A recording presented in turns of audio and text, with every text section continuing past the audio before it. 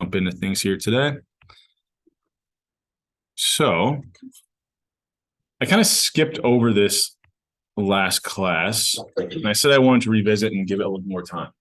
So I don't know what if you would have talked about this in any class. Usually this is something you would see in like an industrial organization class. But have any of your other, if you've taken other econ courses, or you might have talked about this in finance or time, have you heard of vertical integration? You heard that term? Correct. So the way that we think about vertical integration working. So here I'm going to think about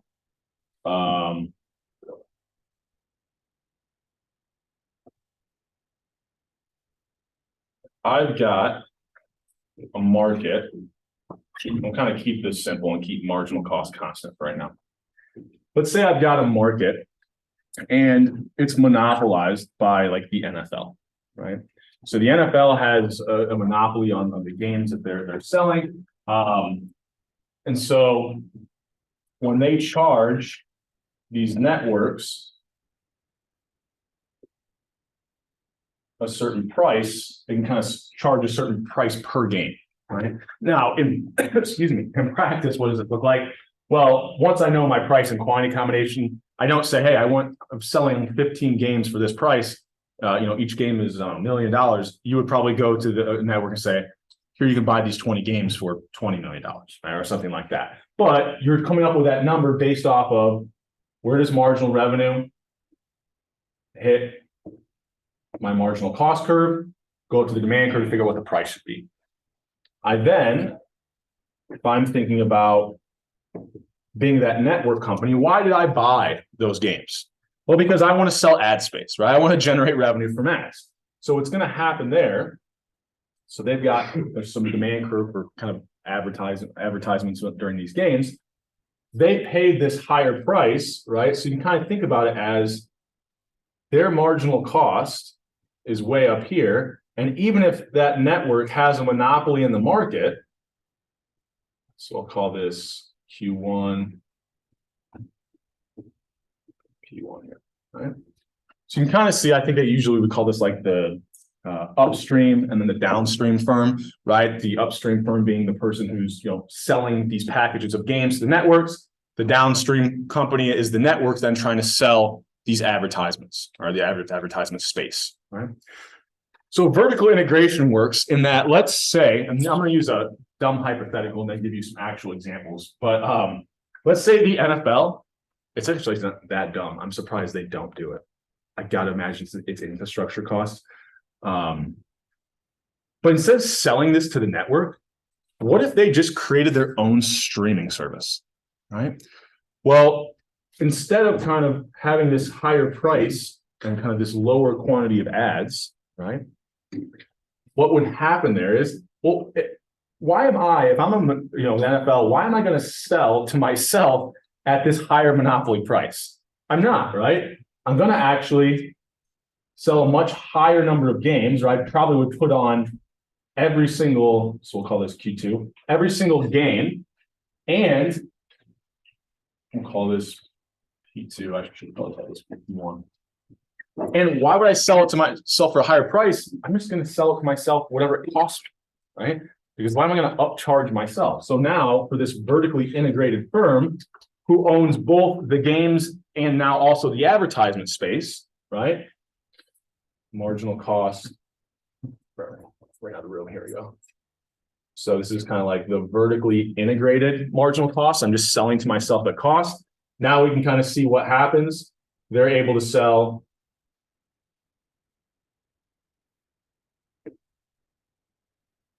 a higher quantity of games. No, they'll charge a slightly lower price, even if they have because they still have a monopoly in the market for advertisement space. But you can kind of see, because they're selling to themselves at lower cost, we actually get this increase in quantity, right? And as long as we're on what would be, we want the elastic portion of the demand curve, this move should increase our total revenues, right? So these vertically integrated firms, right, are basically just reducing their costs because they're not going to exploit or use that monopoly power on themselves. But if it's someone else buying those games and then selling the advertisement space, they're going to sell it to a higher cost to them. So I have, outside of sports, if you think about like Shell gasoline, right? They extract their own crude oil, they have their own refineries, like they own every single part of the production process, right? So they're selling the crude oil to their refineries, and then the refineries, they're selling it to the gas, right? So they're always going to be doing this at whatever their marginal cost is in whatever upstream market we're thinking about, right? Another one you can kind of see, since they allowed local broadcast revenue in Major League Baseball, let's see if anyone's familiar with Major League Baseball here. So what would maybe this idea of selling games and putting it on a TV network, where might you have seen vertical integration in Major League Baseball? They have their own. So they have their own. So they now have their own streaming. Yeah, it's not good. But they have their own streaming service. Maybe this is why the NFL sees what they did and says we can't provide a high quality product. These networks are better at doing it. But the first real, and you go back 20 years, 30 years, and the first kind of vertical integration. So there is the Atlanta Braves, right? Turner Broadcast System. He owned the Braves. So for all their local games that they were selling the rights to, he was selling to himself, right? So he was able to kind of sell, you can imagine the Braves had their own like network and were selling ad space, but for most teams, if they don't own a network and they're trying to sell this to another network, they're going to have to do so at a much higher cost. You may see that the cost gets so high that maybe that for some of these teams, it doesn't make sense that there's no network who wants to put on all of their games, right? They might buy like the packages from the league, but they might not purchase kind of individual local kind of ad space. So they've kind of seen that play out in Major League Baseball. Like you said, Major League Baseball's also trying to do a streaming service, and it's really the streaming service idea, it would work exactly the same. I have to imagine what could be the case is that because they don't have an existing network, the networks are able to put the games and sell ad space at a lower cost currently. But if they can ever catch up to where they could do it as efficient as the networks, it would make a lot of sense for them to switch to a streaming service. I think I saw you first. Yeah, if Marquee an example of that, the Cubs. Do they own the Cubs? I don't think so. A lot of them do have local broadcast deals. But as far as I know, I think Turner's the only network who then also has owned the team. Another one that's popping up, I don't know if this will happen. It'd be interesting to see because they don't allow local deals. But I got to think that he's got something in mind where Bezos is talking about buying a team, but he also is now putting on games as well. So it's the same idea there, right? If he's selling to Amazon streaming services, but he owns a team, that would be a good example. But I don't think that'll happen because, like I said, the NFL doesn't allow local deals. They're selling these games as packages. But yeah, that would be the idea. Yeah. So if anyone ever owned a network and the team itself, you would see this vertical integration where they sell it themselves at cost. And what about with the Yes Network and Not familiar with the Yes Network. That's the Yankees entertainment sports. They do Yankees. So is that like a Knicks. So in Major League Baseball, you can do local deals. Yeah. So if they have their own thing, then they're basically vertically integrating and selling to some cost. I wasn't aware that they kind of have their own. A lot of them, like I know the Marquee and stuff like that, those are network. They're still selling it to a network. But if the team itself owned whatever streaming platform they're putting it out on, then that'd be an example of vertical integration. Yeah. Any other questions or comments on that? Isn't this whole model archaic at this point? This model? Yeah, just like the whole idea of this minor packages. Not necessarily. So we would have to complicate the model here to be thinking about not every game's treated equally, right? Yeah. So if you think about for Major League Baseball, why do they allow local broadcast deals? Because they know that for some teams, the demand curve is way up here, right? And so they can actually there's going to be a optimal price quantity combination that leads to increased profits for those teams, but not every team, right? But it also knows that there's high quality games across all markets, right? So they'll sell packages, right? They try to choose whatever it is, Sunday Night Baseball. They try to choose these games that they sell to the networks and present them as these are our higher quality games where we have these higher demand curves, right? So who's the one selling this? individual teams? So in the NFL, right, it's the league selling to networks, right? In Major League Baseball, there's some games that are sold by the league to these networks, but then there's other ones we kind of mentioned, like Turner Broadcast System, the Braves. I guess the Yankees are doing their own, but you could also see these local deals being made, and they're still sometimes selling to networks, but sometimes they're doing it themselves, right? So from that standpoint, is it just home games? How do they dictate that? Because like, you got large scale team, small scale team, who's profiting off that game? Is it just whoever's at home? So you can think about, so this should be home games, right? Because you're thinking about local TV markets, local broadcast. Now, would the opponent drive up the demand differently for different games? Yeah. So this is a simplified model, and that really what we would have to do is analyze every single game's demand curve, right? And think about, can we sell, how much could we sell this game for? How much could we sell this other game for? And then maybe we package it as a deal, some things we haven't talked about yet, where we might do something like block pricing, where I know that I've got several games, all like, ad space for one of my games might sell higher than another. So maybe I'll sell them as a package and kind of average it out, right? So in practice, you would break this down almost game by game based off the factors and characteristics of that game. So for this though, is that why opposing teams often get screwed over in being able to watch their own teams? So skip ahead here, right? So that idea, right, is they're thinking about like blackouts. Yeah. Right? Yeah. So we're thinking about what they're doing with blackouts. Some of these local, if you have like a local team, sometimes you'll try to watch them on Fox and it'll be blacked out, right? Or if watch them on CBS, it's blacked out. So why is that the case? Well, if you think about the decision to either watch or attend the game, right? Let me see, I can bring it down here, right? It really comes back down to the concept of marginal utility per dollar, right? So if I attend the game, right, there's some marginal utility to attending that game, but there's also costs associated, right? Now, those costs are not only my ticket costs, right? Parking, whatever, if I'm eating food there, right? So you can package a lot of different things into that price of attending the game. And then we think about watching the game on TV. Well, there's some marginal utility to watching on TV, but there's also a price, right? You either have to pay for a cable package, maybe, could just be as simple as like the price is pretty low, right? If it's on network television, right?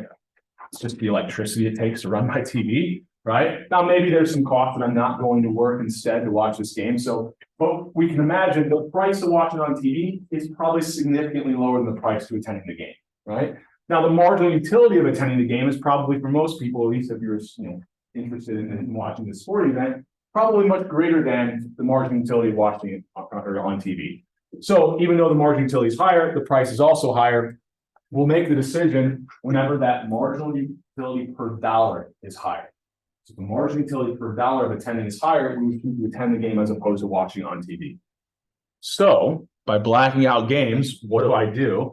Well, I ensure that the marginal utility of watching on TV is zero, right? Because if I black it out, then I know that people who maybe were in between attending or watching the game on TV would maybe decide to attend the game. Now, I think that's a little short-sighted because like you're assuming that everyone in the local area who would watch it on TV may have interest in going to the game, right? And then they're really trying to prevent people from not attending games, giving an added incentive, which is if there is a blackout, well, then I know my marginal utility of watching on TV goes down to zero, right? So you can incentivize people to be more likely to attend the game because they know that this blackout is a potential reality, right? Now I think, this is like, they black it out. I think if it's, I don't remember it's not selling out the game. It's like, it's a certain proportion of the game has to be sold. Isn't blackouts when it's like a nationally broadcasted in your local network? So that's the reverse. So they do local blackouts, right? If they don't sell a certain percent of the tickets, right? What you're thinking about is like, they've now made so many deals that if, for example, like even if you buy the direct TV NFL network pack or whatever it is, the local games are blacked out there to force you to watch it on the actual networks they sold those games to. Right. Yeah, so that's more of we sold the rights to these local networks, so you have to watch on their network as opposed to this other streaming service. But yeah, there are still, I know this because I'm a Lions fan, and there are, well, not as much now, but there have been seasons where like every home game, if you're in Michigan, it won't be on Fox. They just put on a rerun of some old sitcom, right? And the idea is because they weren't selling out a high enough percent of their tickets, and they were trying to convince more people to attend the games by making that margin utility of watching on TV zero. Any questions on that idea? So was that kind of what you're getting at? Yeah, it just seems really dumb. Like, especially on like smaller market teams, because you're not going to drive as many people in. Yeah, Like, yeah. So what would have to be, what must be true that these leagues believe is that when they're selling these games, the amount of money they can generate by selling these games to a network, much, much lower than the amount of money they can make it from a person purchasing a ticket, purchasing concessions, parking, and it's not just one person, right? It's however many thousands of people I can increase my attendance by, as opposed to kind of watching on TV. But I would agree. I don't know. I don't see all those numbers behind the scenes, right? It's hard to get that proprietary data, but I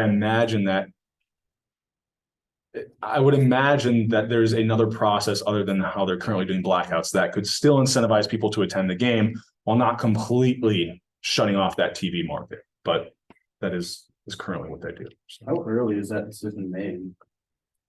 I would have to look. I wouldn't know off the top of my head.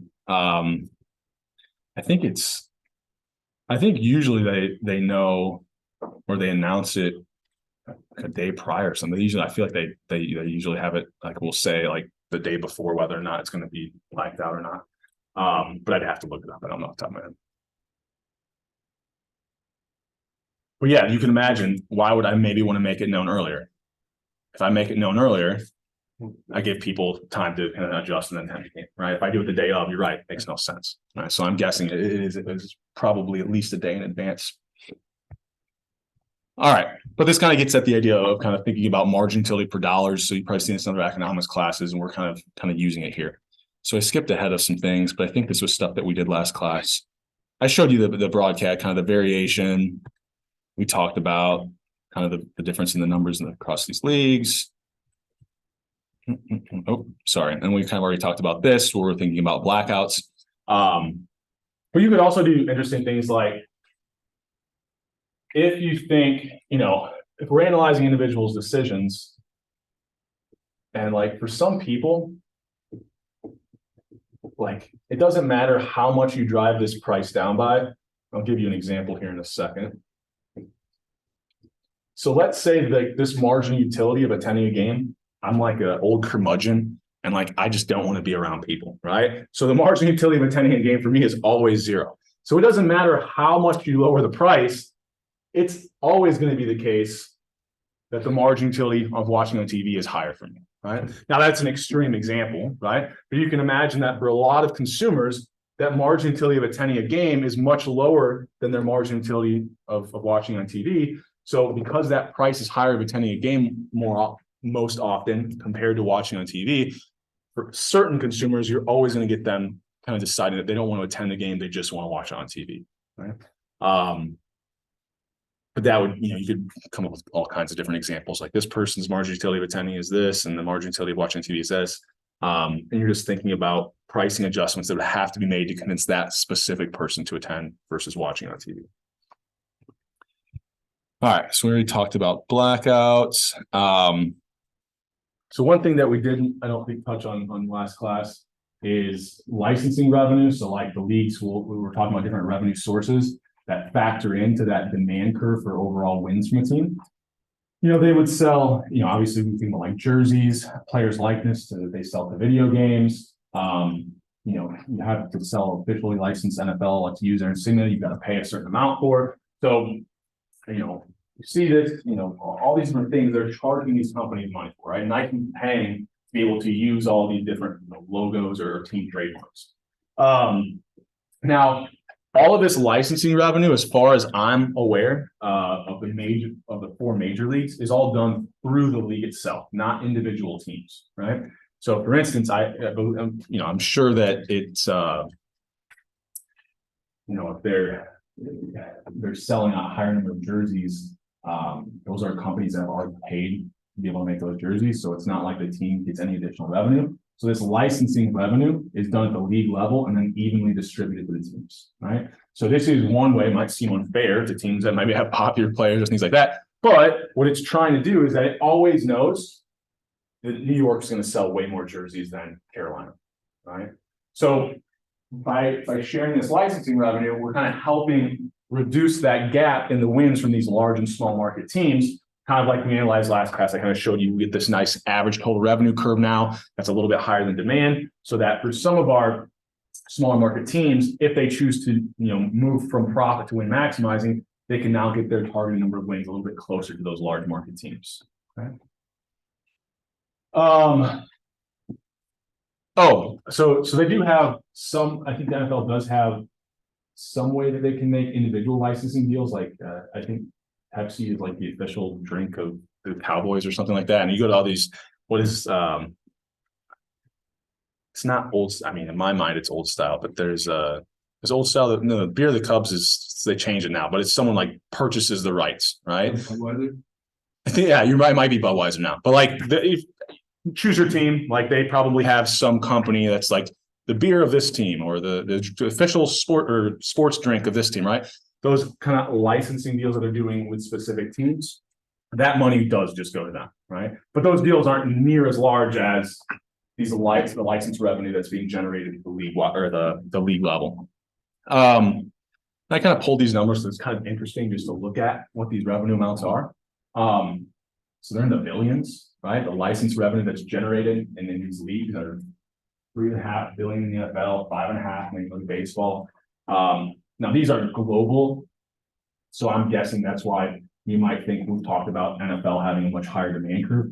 Well, if we're looking at things like attendance, right, and US driven statistics, then it looks like the demand is very high for the NFL. It's highest in the United States, but when you're looking at a sport like baseball, it's a lot more global.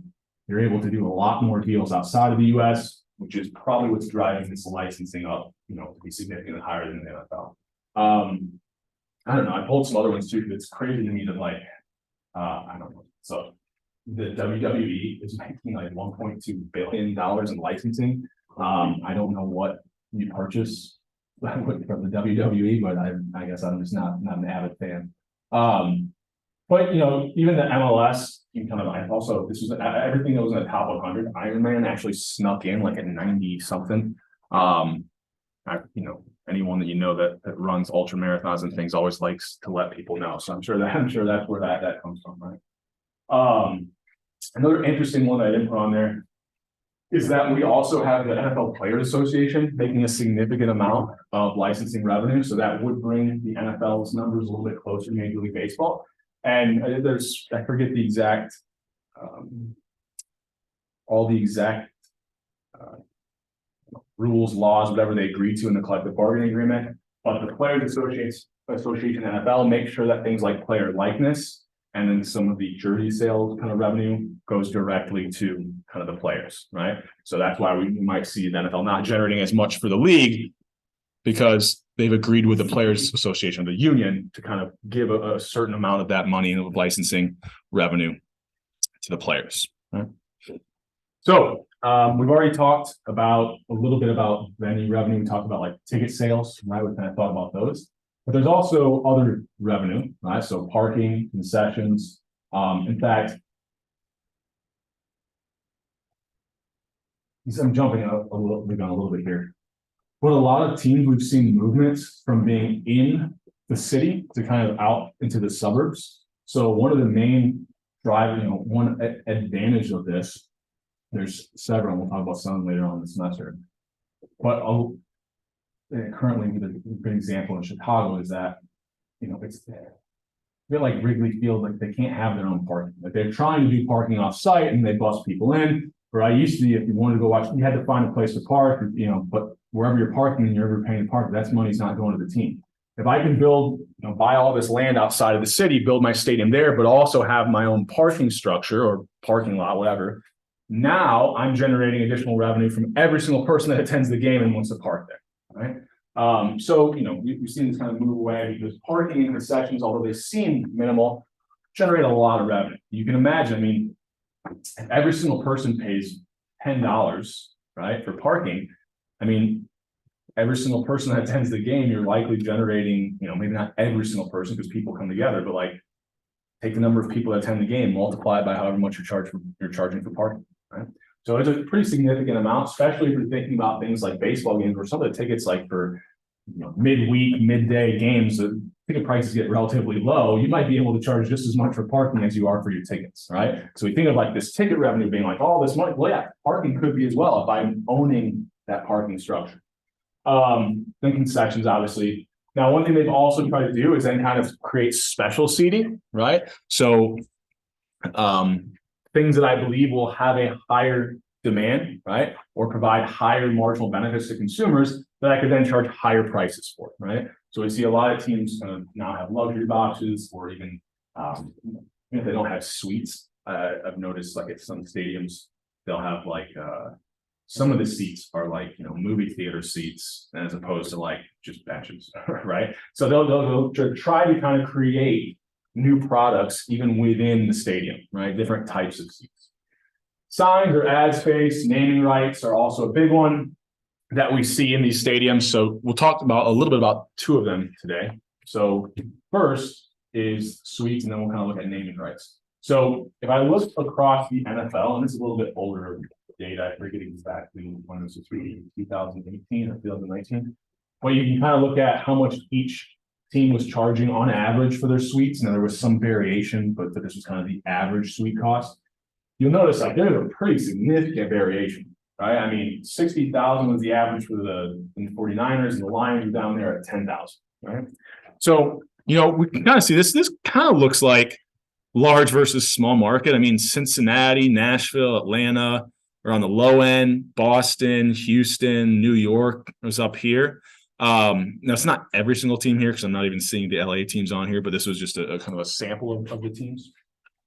Well, we've got some weird things going on. Like I wouldn't maybe have expected. San Francisco is a pretty big town, but it's definitely not the largest market. Same thing going on with kind of Seattle.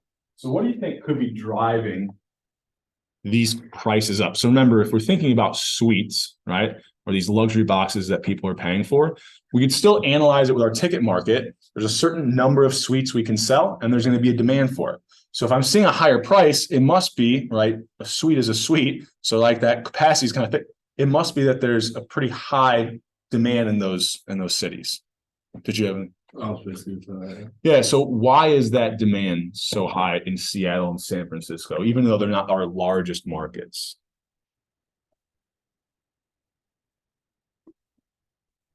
Yeah.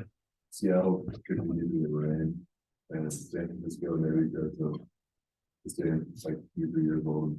Could be, but it's not what I'm thinking of, and not what is kind of proving to drive. So if we break this down, these suites are not often purchased by just individuals, right?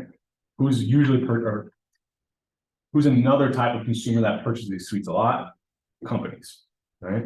So you never know someone that works at a company. Like I had a friend once that worked in Chicago for what's the accounting firm? Is it Deloitte or one of the big accounting firms? So I have they had a suite at the what's the name of the Bulls arena? I should know this. United Center, right? And so they would give like tickets to different employees that could go to this luxury suite on some games. So I actually went with them one time. But yeah, a lot of these companies are purchasing these suites.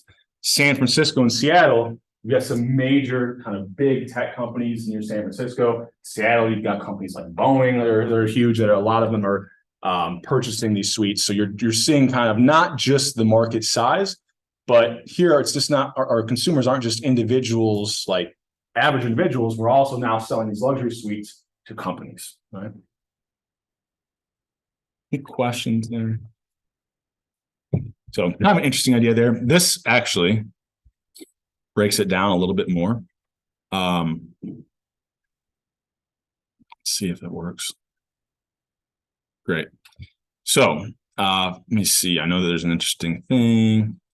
So they kind of broke it down even. They like analyzed who was purchasing these suites. And like you can see like telecom companies, banks were a major purchaser of them. So a lot of these cities where you might see some large corporations could kind of drive up the price of their suites. Now there's more interesting stuff in here. You can read through it. It kind of tells you like how many teams have sales over a certain amount, but that was kind of the main thing. It was just showing, you know, it really is being driven a lot by these companies when we're looking at suite prices.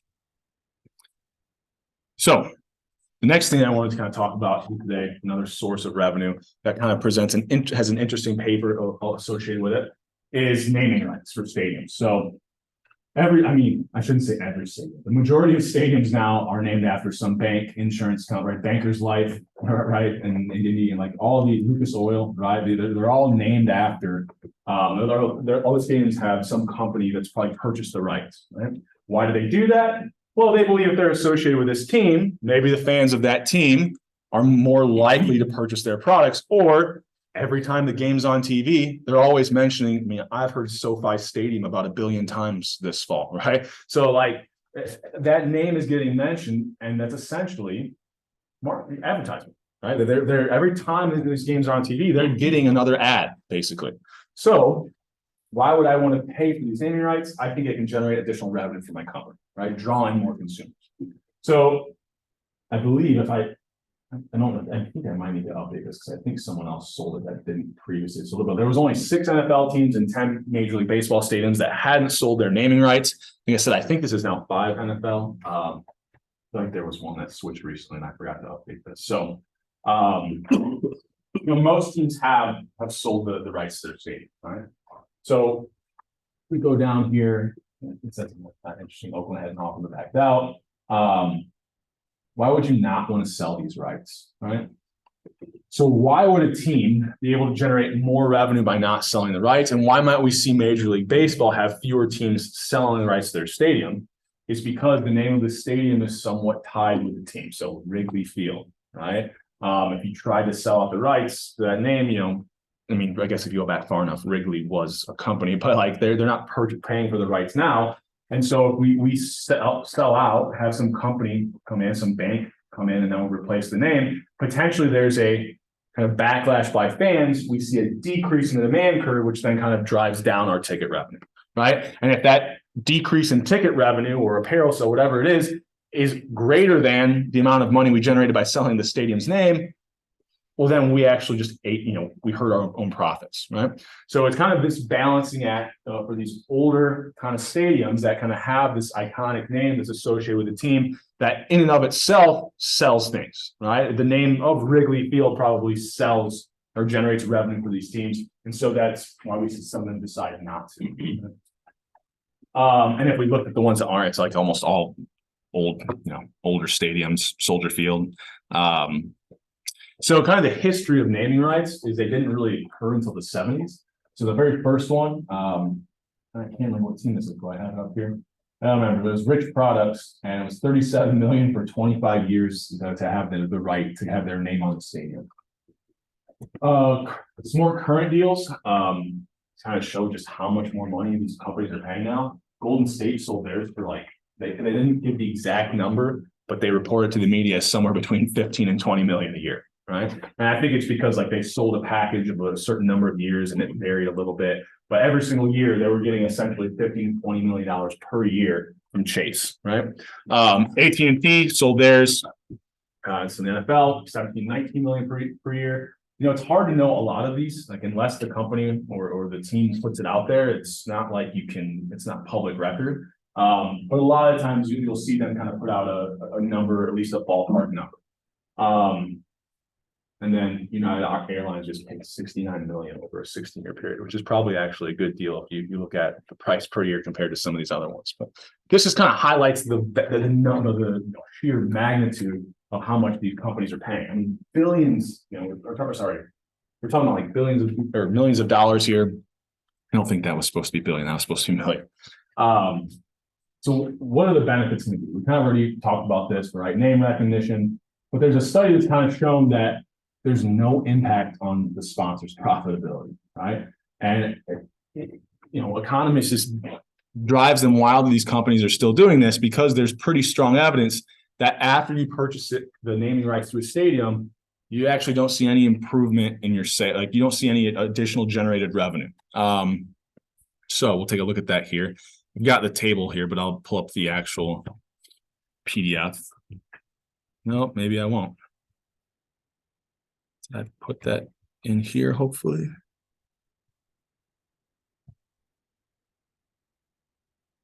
I did. I must have known that link wouldn't work for me, or at least I was afraid that it wouldn't. So this isn't a paper I expect you to read. So we'll just scroll down here. I just want to show kind of interesting. So what this paper did was they went through and looked at the announcement date of when these different companies purchased the name of these cities, or sorry, the naming rights to these teams, and they had what city they were in. They then looked at, keep going down here, what the effect was on their stock price, right? So we talked a little bit last Friday about kind of we're looking for these stars to see if there's any significant effect. Now, on the day of the announcement, maybe we see a slight increase in stock prices, right? So in fact, they ran this differently for every single company. And it looks like, for some of them, they did see a significant increase the day they announced that they were purchasing these naming rights. Although a lot of them, we can't say are any different from zero, right? A lot of them, we don't have any stars associated there. Okay? Now, that's an immediate effect, but it doesn't really matter if my stock price jumps up if the next day it goes right back to where it was, right? And so what happens in the long run, if we look here, I don't have any significance, right? Everything I can't say is any different from zero once I look out 41 days from that announcement, right? So it looks like maybe there's a quick knee-jerk reaction in the market to these announcements, but then over time, people realize, well, these companies aren't increasing revenues or sales anymore, and so you actually see the stock price, you can't say is significantly different 41 days after this announcement is made, right? And 41 is chosen because I don't know. It's generally when you're doing these event studies, you like to go out to like 31 or 41 days on either side. You could choose any number here. Really, probably anything past like 20 or 30, you're probably getting very similar results, right? But they also bring up, and I must have skipped through it. Here it is. This is the one I have in the slides. What kind of motivated this paper, all right, is that if you looked at all of these companies that have recently purchased some naming rights, a lot of them have ended up declaring bankruptcy, right? So what these authors kind of propose or point out is we want to be careful and not say, well, purchasing these naming rights, right, is causing these companies to go bankrupt. And it's not, it's causing no change. Well, sorry. Here you go. No change in their stock price, right? 40 days out. But why is it probably incorrect to draw that assumption that buying these naming rights is causing these companies to go bankrupt or causing them to not see a movement in stock price? What could have been true about why they decided to purchase the naming rights? We're already going bankrupt. A lot of these companies, if we looked at how they were trending prior, were already trending downward, right? And so this was their last ditch effort. They spent all this money. It didn't generate any additional revenue or sales, right? Or 40 days out. And so now we just spent even more money. We've just accelerated the process of finally getting to bankruptcy, right?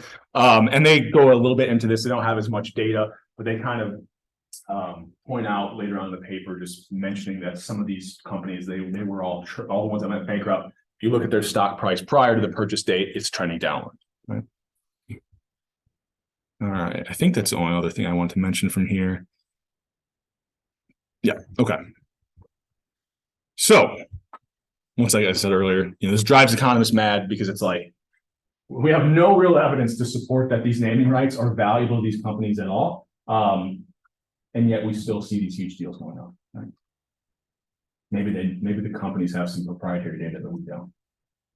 So one thing that I touched on last class, and I want to revisit today, is this idea of revenue sharing. So I think here I left like a slide. That was gonna be blank. don't really want to do this. No, I'll do this on the board for those people who are gone. I won't. We kind of went over it last class too, so it shouldn't be too bad. And I'll try to mention what I'm doing so that at least the audio is here. Okay. So if we think about revenue sharing, we said there's all these different revenue sources. We've now talked about a lot of them, right? And some of the intricacies of them. So they're going to be driving the demand curve for wins is going to be driven by how much revenue those wins generate. Right? So if I'm thinking about a scenario where I start out and I've got a small market team's demand curve and a small market team's marginal revenue curve. Okay. And then let's say I'm out here and I've got my demand curve and my marginal revenue curve for a large market team, and they both face the same constant marginal cost. Okay. I think the example I want to work through first is showing that even if we have revenue sharing, we could actually end up with, we might not necessarily end up with this small market team being able to target a high enough number of wins to compete with a large market team, depending on what their behavior is, right? So let's make it a little simple, right? And assume that it's something like revenue sharing for local ads, right? Local TV space. And then our small market team is currently selling 0. So they are generating no revenue. So if they have to share, say, 31% of their overall local broadcast revenue, how much are they going to have to give to the league? 31% times 0 is 0, right? So they would see no shift in their demand curve. Right? However, these large market teams, they are selling a high amount of ad space. So I don't know, it would say it's 100 million and they have to give 31 million of it to the league. They're going to see, let me see if I can draw it here.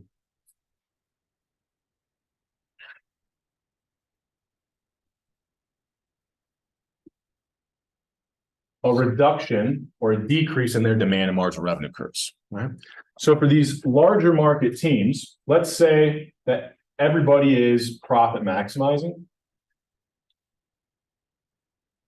So before, the large market team was targeting this many wins where marginal revenue is equal to marginal cost. They're now going to target, call this WL2, sorry. They're now going to target a lower number of wins because that marginal revenue curve is shifted down. Right? We okay with that to start out with? That shouldn't be too bad. Now, the next thing that we have is that they paid in, this large market team paid in this money, and then the league evenly dispersed it back out to the teams. So what ended up happening is we have our average total revenue curve is no longer our demand curve. It's now this curve that's a little bit higher than our demand curve. Now, as the number of wins goes up, we said, right, the difference was like the amount of money that they're getting from revenue sharing over wins in our average. So as the number of wins go up, this like additional component becomes smaller and smaller so that the average total revenue curve is becoming closer and closer to that demand curve. But at low numbers of wins, right, we're seeing a pretty big gap, right? Or at least the way I'm drawing it, I'm probably drawing it a little bit exaggerated, but that's because I want you to kind of know that there is this difference, right? And you know, maybe even they're giving the money back out evenly to teams. So the large market team did get some of this money as well. So their average total revenue curve now is going to be slightly above their demand curve, right? So if they're profit maximizing, right, we said the wins from that large market team were reduced, right? What if the small market team, instead of win maximizing, let's say they were profit maximizing? Well, even after they're given this amount of money from the league and from revenue sharing, is that going to change their decision at all? Well, their marginal revenue is still in the same place as the marginal cost. They still intersect at the same point. If they profit maximize, they're still going to target this lower number of wins. So even this revenue sharing program, yeah, it drew the gap in wins to be a little bit closer, but right, it's still going to exist if those small market teams profit maximize and simply pocket that money you give them, right? they're going to keep making the same decision because that amount of revenue share, it doesn't go up or down if they win 1 game or 10 games, right? So when they choose the optimal number of wins, they're not factoring that in, right? That revenue is going to be there regardless, right? Now, if they did decide to win maximize, well, then we see, oh yeah, they actually could now target a higher number of wins than the large market team if that large market team was profit maximizing, right? And we could do different combinations of this. Like I could even say, well, what if the large market team was win maximizing? Well, they'd spend up to wherever the average total revenue curve hits marginal cost for them, right? But it kind of highlights the fact that if they're profit maximizing, these revenue sharing programs don't really work. Like they're not going to work very efficiently for us. They might decrease the gap in wins if we have the right types of behaviors from our large market team, but it could very well kind of not lead to really any change in the behavior of these small market teams if they are profit maximized. Any questions on that?